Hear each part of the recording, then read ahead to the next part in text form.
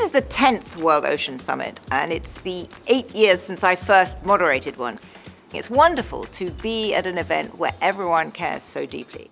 The timescales for action are really quite tight, and the level of ambition we need is extremely high. And what that means is everyone has got to start working together a lot more. We're either going to get out of this mess as a movement, or we're going to lose as single organizations.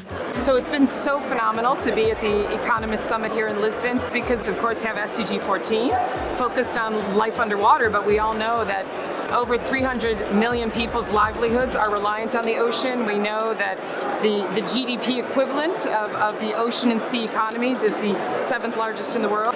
We have gone to a point where more than half of the ocean's fish stocks are overfished. This is a crisis situation. Let's define a new philosophy about how we approach our economic decision-making process. And if you look at the Earth, it's not a green planet, it's a blue planet. But we have to do it together.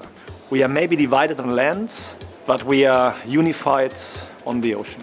The reason I've come to the summit is because The Economist has a long history of leading dialogue around the balance of ocean conservation, ocean preservation, and economic development. I realized that there's sort of an equation that engagement leads to hopefulness.